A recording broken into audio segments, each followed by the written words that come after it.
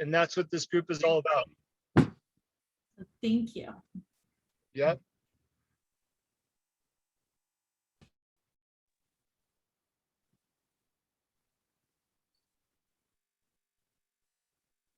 See if anybody else is waiting, then I'm going to get after it. I see Fred's on his bike.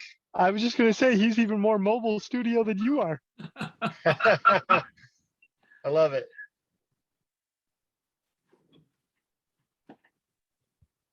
All right. Because I'm not in front of my handy computer, I'm going to ask you guys to be responsible to mute yourselves and do all those things that we need to do if you got background noise.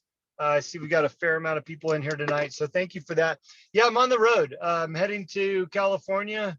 I don't get down there very often, but you know, a couple of months ago, I mentioned that I was reading Think and Grow Rich, or listening to it again for probably the 10th time in my life. And you know, a lot of it's about writing down goals and visualization and things like that. And I thought, you know what? There's a substantial amount of money that I want to have next June 13th to be exact, right? So this was June 13th when I started reading it. Next year, June 13th, I want this, right? And I wrote those goals down, and I've been envisioning them every day, working towards them, but really not knowing, and this is kind of the power of that type of thinking, not knowing where the money's going to come from or those resources, but believing that it will. Since then, since June, I've picked up 2 big clients. So I'm actually delivering 50 cases of Portal Rum, a new client of ours for our import business, to California. They're handcrafted. It's the top selling Montana made spirit. They just won that award on Friday. So, you know, new things are happening for me. You guys are inspiring me to grind out a little bit harder and do a little bit more. I see Wayne's on the call. So Wayne, we'll have to talk about this later since you're part of that team down there. So, you know, I want to encourage everybody, get your resources together, consider reading a book like Think and Grow Rich and developing that mentality. A lot of that is what we're talking about in here. Okay. So tonight's lesson, and it's going to be a little bit brief. It's tough in the car, and I wanted to do a good job for you, but it will be a little bit brief, but I think it is powerful. And the category is develop, which is the core value, and it's business is personal. Business is personal. And speaking of personal, by the way, I see that Rod has his Y.E.S Syndicate shirt on. Was that long sleeve t-shirt? There you go. Perfect. Got our quote on the back. We thought it'd be fun to have some apparel. Rod's in the apparel business, has been for a long time. Rachel was just jonesing to do something, as she's joining right now. Rachel was excited about doing some apparel. And of course, my wife is in the apparel business. So we thought we would add some Y.E.S Syndicate apparel. So it'll be live tomorrow. You can go on our website and see some of the cool stuff we have. I like the journal. I grabbed a journal for myself, and I'm going to start using that journal just for my dailies. Also, as some gratitude to our annual members. So we've got 2 members that paid for a year. We just wanted to thank them for their long-term commitment. So we sent them kind of a first look package of Y.E.S Syndicate items. I mailed them so they would have arrived today, but who knows with the post office. So anyways, thank you to the annual members. And for the rest of you, if you're interested, there's some fun Y.E.S apparel on the website, and you know, we're having a good time with it. All right. So that, to me, that's personal, right? It's very personal to us. It's in our wheelhouse to do apparel. We're excited about it. The messaging is personal. And to me, that's what makes it great in business, is when you can wrap all these things together. So I'm going to start out with a quote, not by Andy Frisella, my normal one, but this is by John Dewey. And it is, the deepest urge in human nature is desire. And I want to read a quote in my book that came from David Meltzer, and that's part of the foreword of my book. It says, if you're lost, go do something good for someone else. What you will find is purpose and passion. If you're lost, go do something good for someone else. What you will find is purpose and passion. And what's interesting about these 2 quotes is that they're very personal. You know, when Dave Meltzer wrote this introduction for me, or the foreword for me, I didn't have to beg and plead him to do it. I reached out to him via quick text. Said, Dave, I'm writing a book. Would you be interested in doing the introduction? Very quickly did he respond, absolutely, Jim. Send me an email what your timelines are and how much you want me to write. And what was great about that is I knew David knew me well enough to make it personal.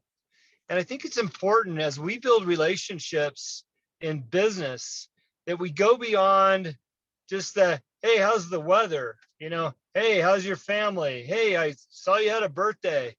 You know, because people read into that. They know it's a lead up to a sale. But when you can really make it personal and understand the dynamics of your customers, the people that you want to do business with, it makes a substantial difference, right? Along with that human nature and the desire, you know, to have desire is the feelings of importance, right? As customers, they want to feel important. And as you develop your businesses and your business plans, I'd like you to think about how you can give that customer the feelings of importance, because those are the kinds of customers they're going to stick around for a long time.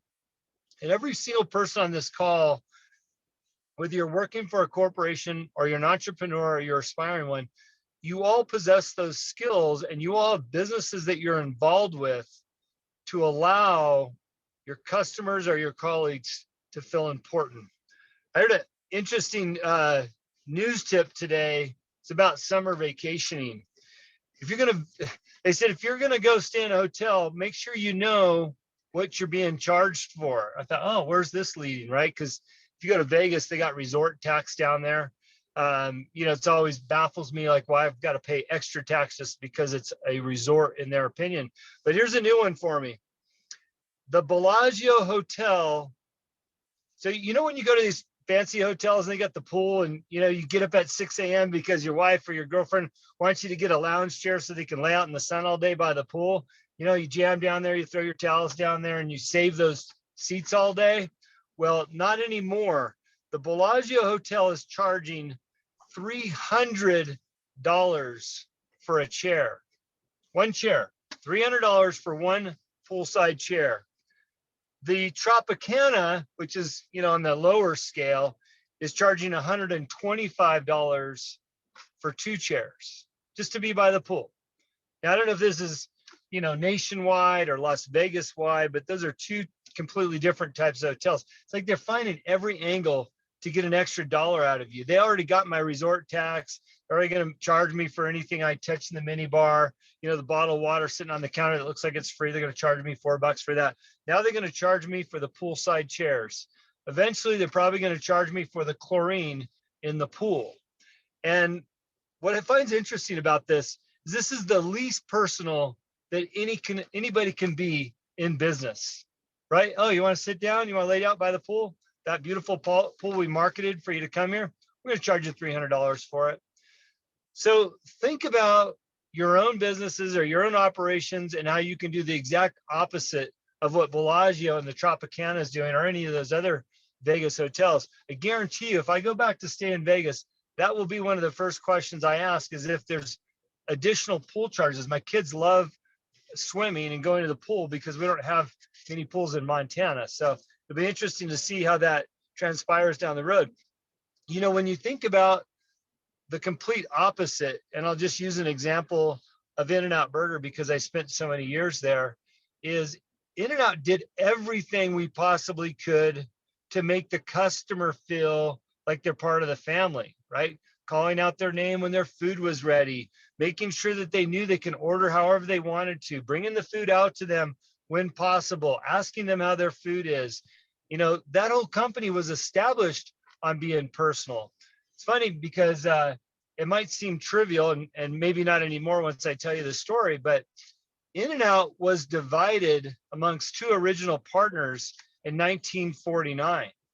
And the division happened because of the customer service. And if you've been to an In-N-Out, you drive through, you get to the window, they start to hand you out their food. First thing they should do is hand you a piece of paper that sits over your lap. And then they should hand you out your food. Now, the reason why they do that is that imagine back in 1948, people driving their Model Ts, usually men on their way to work, wearing a suit and tie or some type of formal business attire. The last thing they wanted to do was drip hamburger all over their food. So the founder of In-N-Out thought, hey, I'm going to give them a little piece of, it was butcher paper at the time because they were butchers. Give them a little piece of butcher paper to lay on their lap so that the food wouldn't leak on their nice suit on their way home, back from lunch, right? Well, a couple of years after that, one of the partners said, well, we could save money if we don't do that anymore. So they had a division, they split the stores that existed, and the In-N-Out that you know today was based on those customer service principles.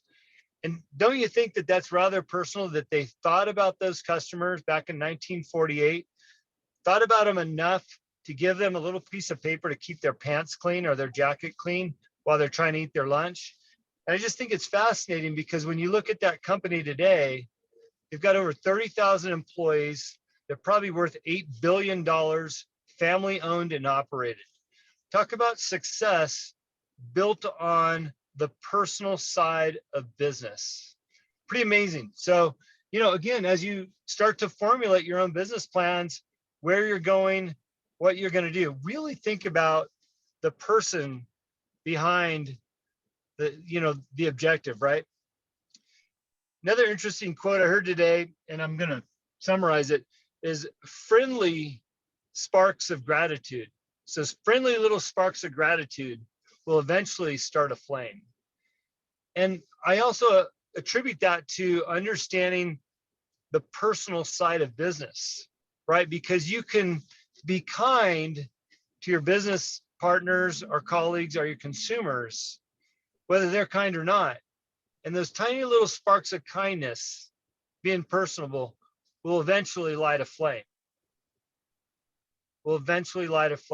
And I think about that in my own business itself, and the people that I've been kind to and worked with and encouraged are the ones that I have the longest relationships with, because those little sparks lit a flame, and then ultimately we found something in common and we stuck together, or we've maintained that relationship because those little sparks of kindness.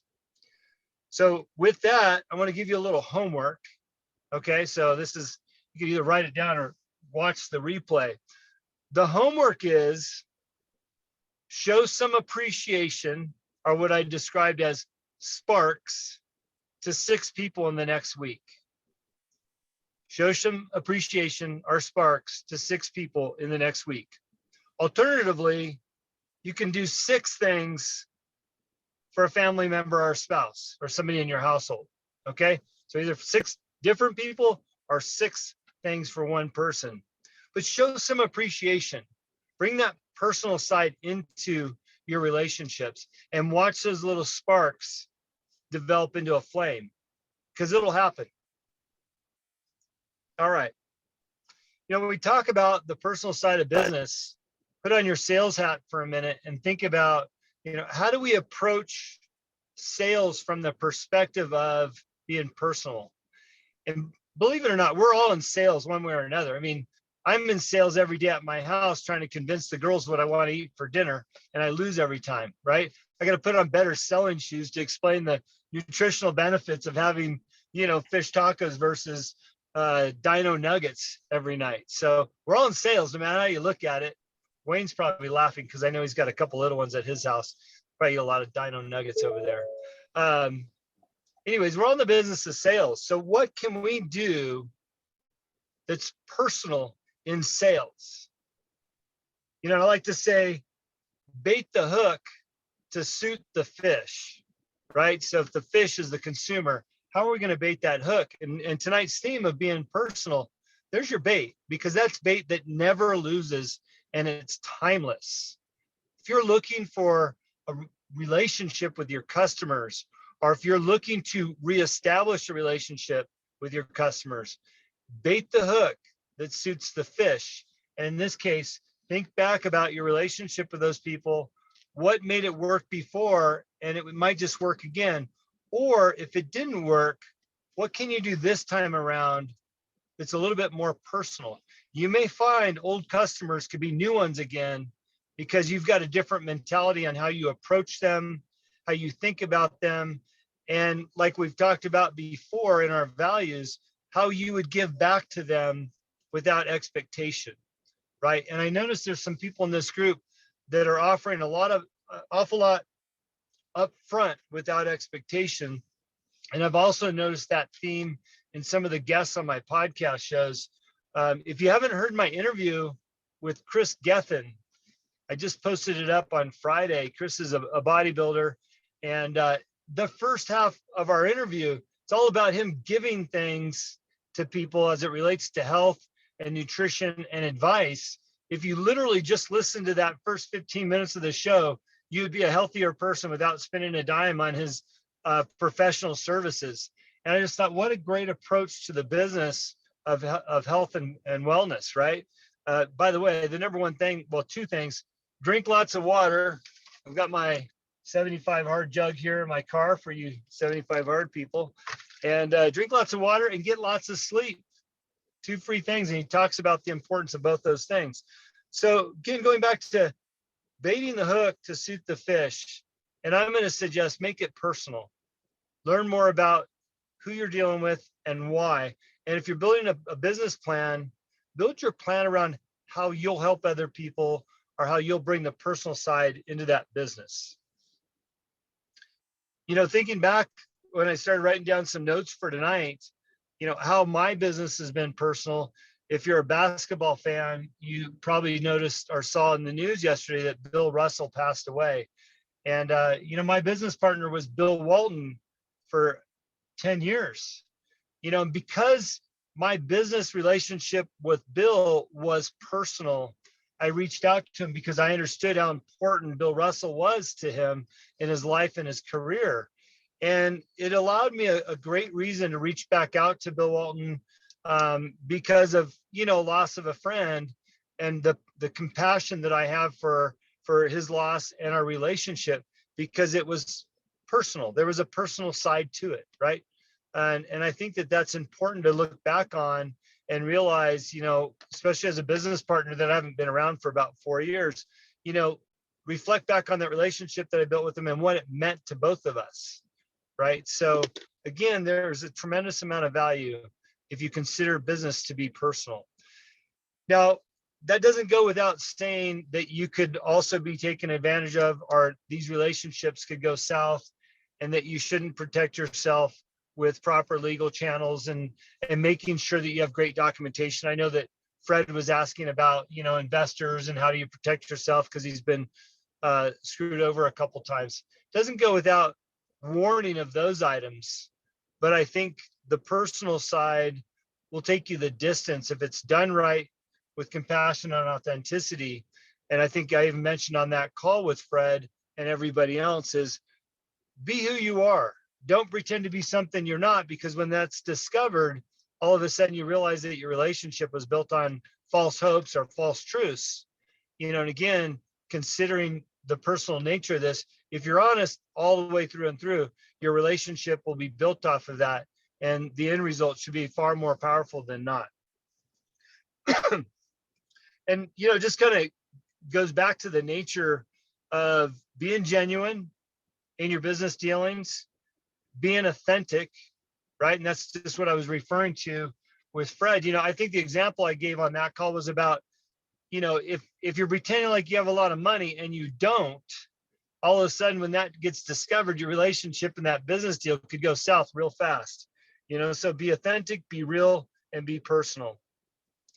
I love the notion of doing business in Mexico because, well, I would say that in Mexico, in the tequila region, are with people that own distilleries and big farmlands, because the deal made with a handshake still holds a lot of value.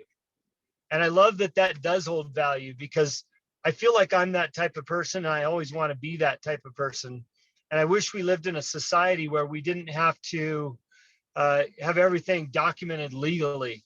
And just for my own personal goals, I want to push myself to have more trust and faith in my partners and do more on a handshake like they do out in the fields of Mexico. So a couple more things, and then I'm going to open it up for Q&A, and maybe we'll let Rod ask the questions and we can both answer them since I'm trying to manipulate this phone. I want to tell a quick story about bringing personal into my own business relationship and the value of that, right? And I value. There was also reward to that. When I first signed my deal in Tequila, Mexico, with our distillery partners, I met the distillery manager, and because they're very family oriented, I met his daughter at the time, who was 7 years old. Her name is Nicole. And you ever meet those personalities, little kids that you just immediately have an affection for? I didn't have any kids at the time. I wanted kids. And this beautiful little girl, running around the distillery. I just thought, what a great kid, just a smile on her face.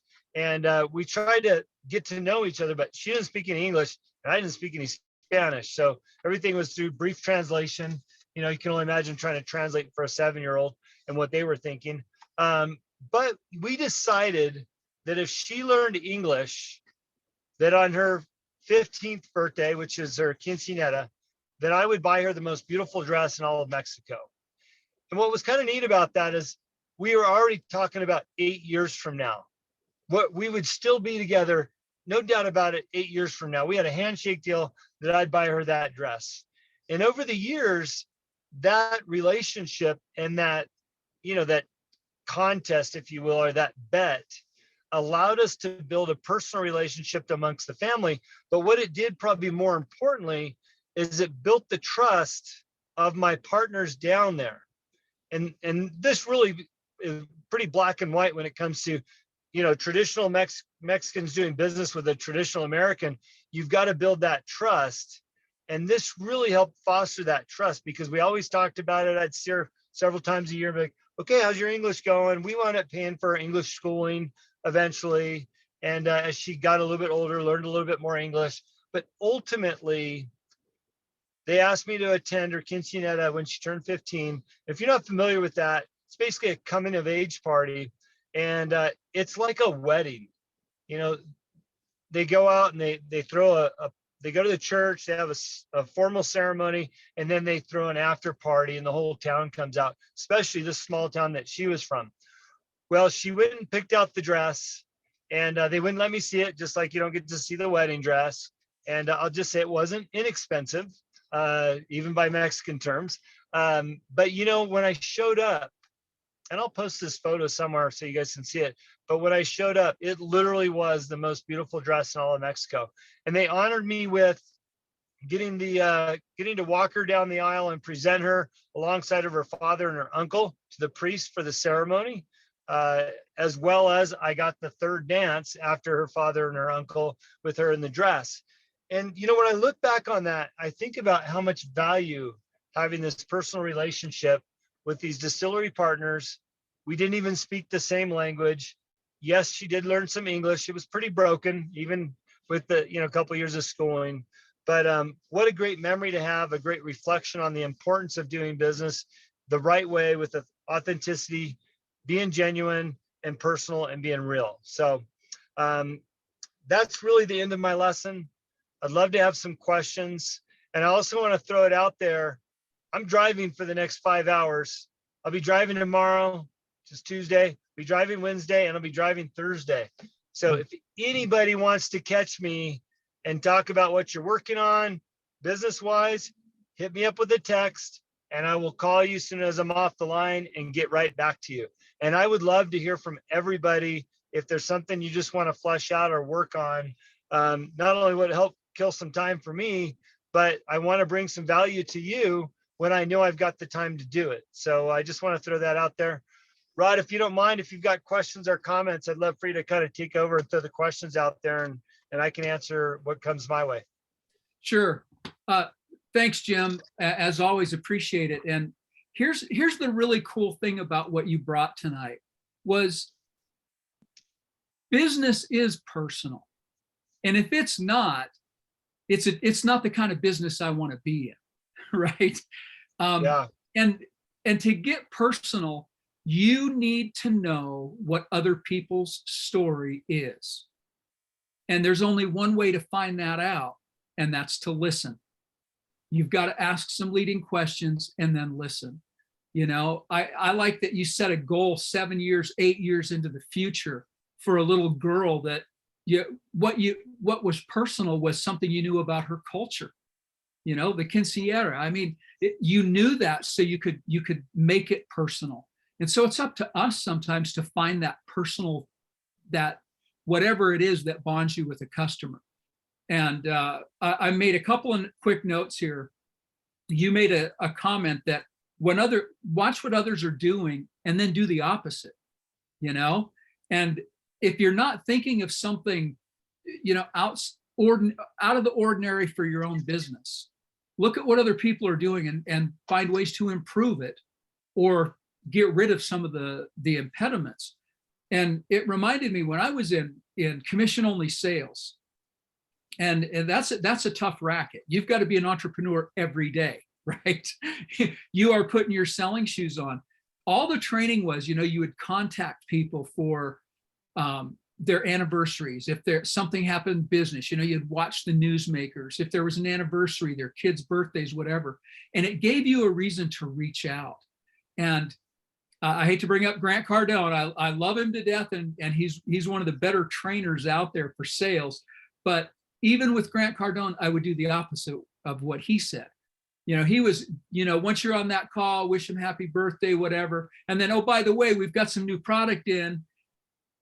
I never, ever mixed a personal call with business. And if they asked me, well, what's going on? I see they've got some new product. I said, hey, let's talk later about that. I just called to wish you a happy birthday.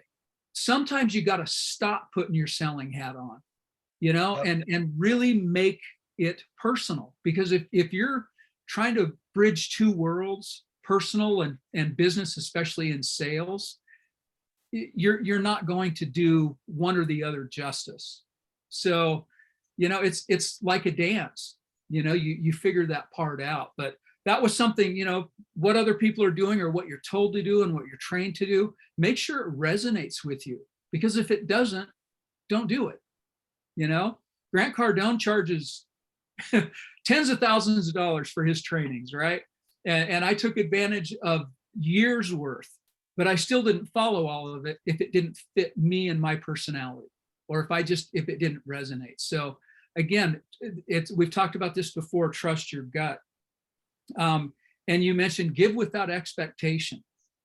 And that's part of what it is, giving without expectation. And the last thing I'm going to mention before I want to hear from other people too, what have you done in business or what things have turned you off?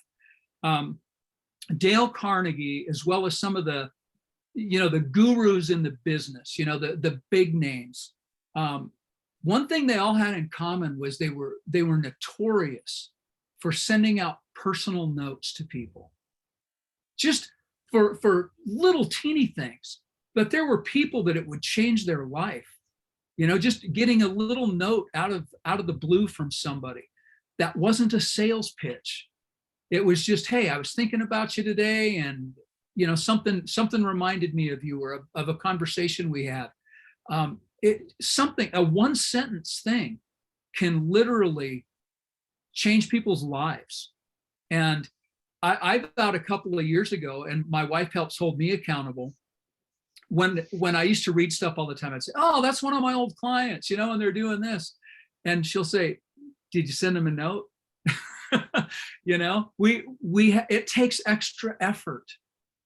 It's a 50-cent stamp. Our stamp's 50 cents now. I don't know. I buy the forever thing. So, but whatever it is, it's worth it. It's added value into people's lives. I mean, you're literally investing in people's lives and their attitudes. So, great lesson, Jim. Absolutely great reminders to keep it personal. And that's where your success can come from. So anybody else, raise your hand. We'll get you on here. And then I'll leave it up to you to unmute yourself and just spout off. Brendan, I know you have comments. Yeah, Rod, I'll just say this real quick while Brendan formulates that thought. I had a client this week that's up where we live, and we were going to an event that he was invited to. He asked me to attend with him. Would have been a pretty significant event. Like, I would have really enjoyed being there. And he was asked not to attend last minute. And so he called me before I left the house because I was going to drive him. And he says, Jim, they've asked me not to attend, political reasons for everybody on the call. And I said, oh, that's really unfortunate. He says, yeah, go and have a good time. That's when I had to make a decision. Do I go and have a good time? Because I know there was people that were there that would be worth networking with, and the food was probably going to be great, but I said, no, you know what?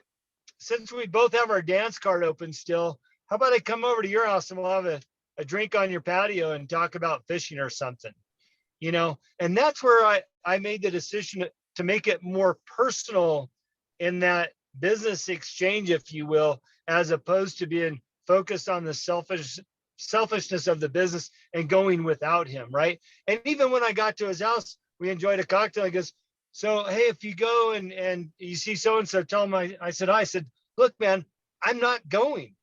I'm either going to spend another hour here on your patio or I'm going to go back home. I'm not going without you because my relationship with you is important, right? And sometimes we have to look past our own selfishness and what the benefit of that is and put the other person first.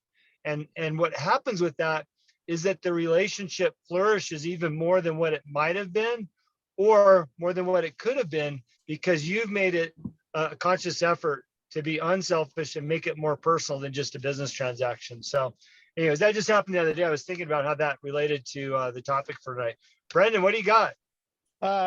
First of all, my one comment in the chat was just about the butcher paper. I think that's amazing. I almost want to put a piece of butcher paper down in my study or something, just as a reminder of what that means. Yeah. But the one thing that stuck out, what you were saying about, make it personal, give more, be unselfish, you have to mean it. And it's something that I've been learning as a sales guy, as someone that's, trying to build a business. It's super important to make money to take care of my family. But sometimes it's not about the money. Sometimes it's about helping the other person. And it's been a huge thing for me, getting on calls with people that need my help. And spending 15, 30 minutes with somebody to try and help their business, it means a lot to them. Even if I don't get paid for it, I know that I trust it and have faith that it'll come back. Yeah. Yeah. No, it's a good point. By the way, because I know that I'm not sure if Rachel's still on the call, but she logged in. I'm here. I'm here. I'm like, I'll- I'm chomping at the bit to jump in. Well, I'm gonna brag about you first, and then you can jump in. Okay.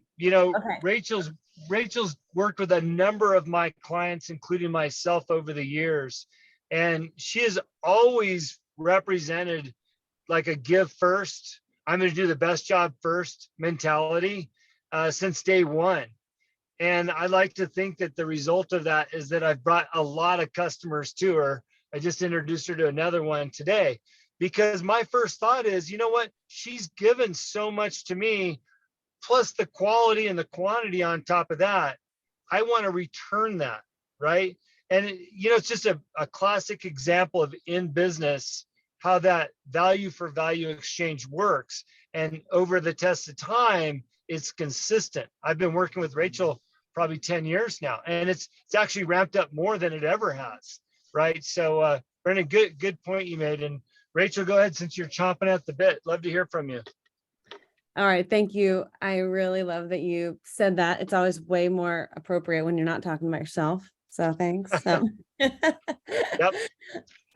No, but in all seriousness, you guys, like I've worked with Jim on a lot of different projects for a long time. And there was this moment, I think it was a year or two ago.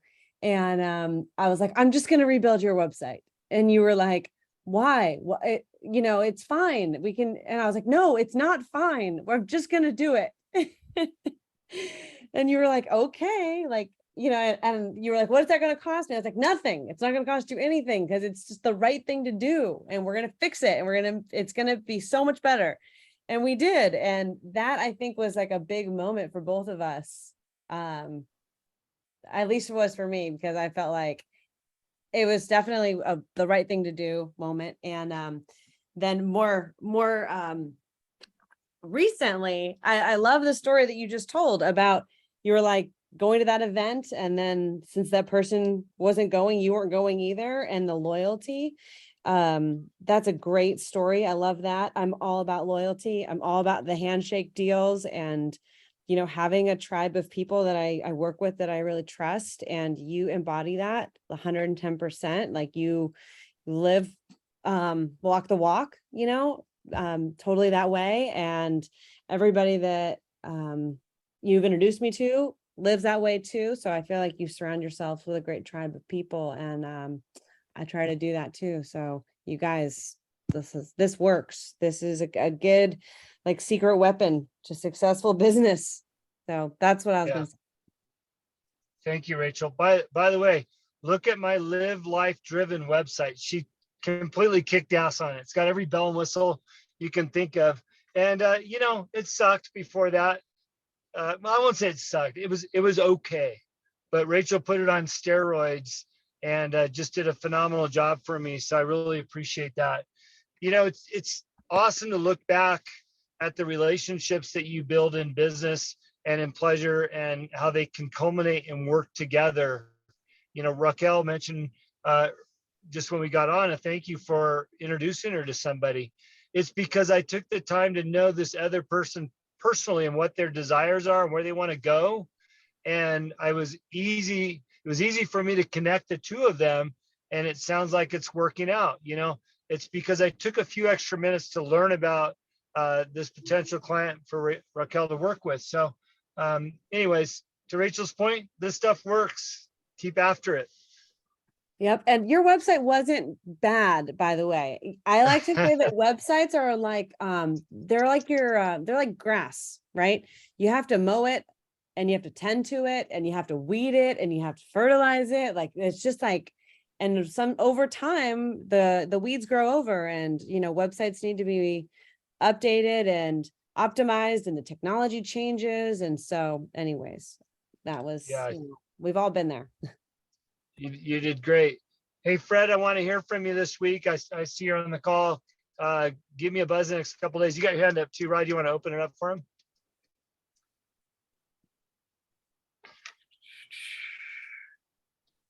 Are you guys waiting for me, or? Yeah, there you go. Yeah, good. Yep, you're good. So one of the things I wanted to throw out based on the topic of conversation is that, you know, a lot of us are raising kids, and I think that generosity with your time and for people that need it, you know, I've worked in sales obviously for a long time, and I can go back through my contacts on my phone, and I've got contacts that I can call today that I've had for 10, 15, 20 years. And there's a pretty substantial amount of just trust and integrity that go along with this. But I notice in this society that we live in, you know, that people are like, what can you do for me now? You know, and so they don't ever realize that you got to plant the seed somewhere. And so like my kids are both, obviously they were on the call, the first couple calls, but 18 and 23. I want to make sure that they see that come from their parents, you know, and I think that's one of those things that we lead by example. And it's not always about what can you get right now. It's about what can you do for somebody genuinely. And if something comes, some fruit comes out of it down the road, I think it's super important. But I see so many of these kids like, what can you do for me now? And it's kind of disheartening, because we need more people to step up and lead, you know, so that the next generation follows those same footsteps. You know, we get those guys back on track. So Jim does that. You do that, obviously, Rod, the people in the group, but it's just enlightening and promising to see what people are doing to make sure we instill those values moving forward. So that's my 2 cents for the talk. Fred, you know, it's a really good point. And by the way, we've gotten away from that hard work ethic, because you're right. The generation of our kids, your kids, they want it now. And I think it's our job and our obligation to show them that things just don't happen right now. They happen with a plan and some consistent effort. And you know, that whole mentality is one of the reasons why we started this group, because the youth, or even some adults that have different expectations, they've got lost somewhere, they think they should have it now. And when they don't have it right now, they become hopeless, and then they become desperate, right? And then there's a whole bunch of problems that come after that. So it's our jobs to model this and share this and teach this, that it will come with some hard work and some good core values behind it, and you'll be successful. You'll have all those things you want to have, but it's not going to happen now. And unfortunately with social media, half those people are more, it's smoke and mirrors. They're showcasing all the good stuff and not the hard stuff. And a lot of that good stuff that you think is good, they probably spent their last limit on their credit card to rent that $300 chair by the pool, but you don't see that part. You don't get to see their Discover bill, right? So Right. I appreciate you recognizing that, but it is our job to model this because our kids are watching. I don't care what age they are, they're watching. Absolutely.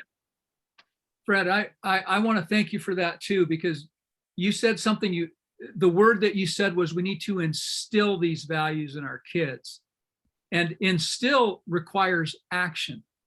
You don't just get to model it. I don't think modeling is, I mean, we have to model it, yes, but instilling requires that we have to hold them accountable and that they have to practice it, and that's what we get to do, not just with our children, but we get to do that in our personal relationships and our business relationships. If we're not holding our friends accountable to what they say, where's their integrity? Iron, I talked about this last week, iron sharpens iron, and we all have a responsibility to call each other out, and to hold each other to a higher standard. And that's what I love about, this group of professionals right here, all different age brackets, all different backgrounds, but we're here because we know it requires the practice, and this is where we're going to get it. So it does take effort though, Jim, you hit it on the head. It takes intention and effort. Yeah. Speaking of intention and effort and holding people accountable, if you're a member and you have not given away your free membership to somebody under 21, I want to see those people popping up. Okay. Because I can tell we've got one on the call tonight that's been gifted. The rest are not here. Now, I do know that a lot of them watch the video, but the idea is that we want to help people. This group is about helping at all levels and being able to show that gratitude. So love to see that. All right. Any final thoughts or comments? Rod, you want to tell us what you're talking about next week? Next week, the value is coach. And I'm going to be talking about the differences between being bold and being obnoxious. We should have some fun. And everybody better share some stories, not just with the boldness, but the obnoxiousness out there too. I know we all have them, but bold versus obnoxious. And then we've got a few extra minutes, and I wanted to real quick on tonight's call, Jim, talk about, we touched a topic last week about legal action, taking legal action and that sort of thing.